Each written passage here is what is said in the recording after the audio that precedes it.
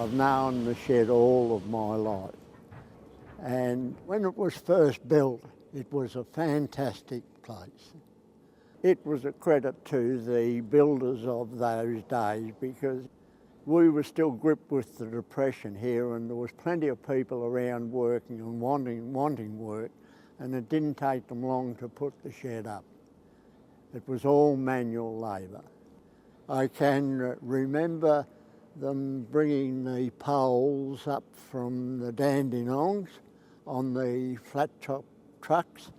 All the employees had hand saws, and the sticks or the poles went up and the shed was built.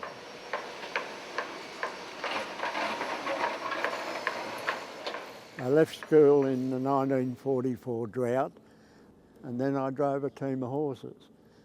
We did all the farm work with the horses and the old bulldog tractor, and you have your 6 horses in the wagon, and it was a pretty slow process. One load in the morning, one load in the afternoon, and you'd pull into the hopper here.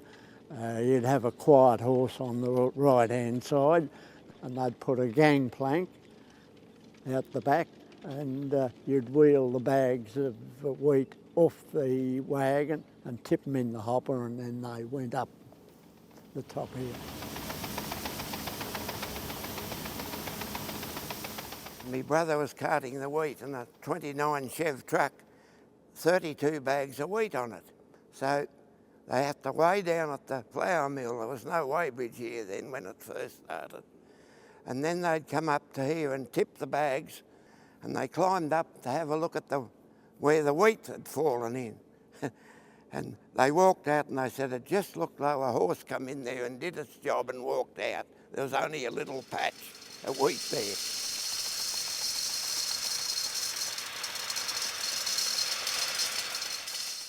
You couldn't get rid of the weevil. You could smell the gas that they'd put on here.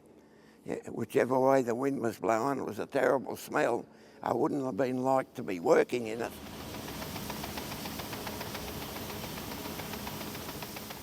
I started here in 1980. First year I got here, the shed was full, of course. There was about 90,000 tonne in here. And to work in here was hot, humid and dusty. I think there was about 20 of us working on permanent them days, and we'd all get a broom each and say, right, go sweep the shed. And you'd go, okay, where's me mate? You couldn't see him, there's 20 blokes in here sweeping because all the dust and stuff. You'd lose them.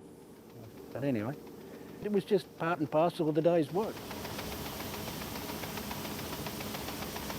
My first year here was the harvest of 87, 88, and my first couple of years the stick shed was still operational.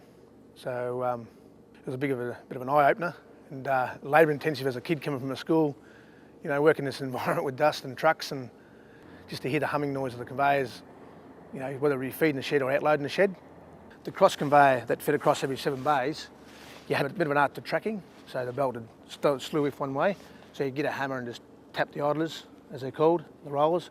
You tap them in a different direction, the belt would skew if over, and you hear the old all the humming noises, and because the grain would be fairly quiet, and the drag loads would make a clunk, clunk, clunk, clunk, clunk noise. So you hear these clunk, clunk, clunk, all the, yeah, just different sort of sound.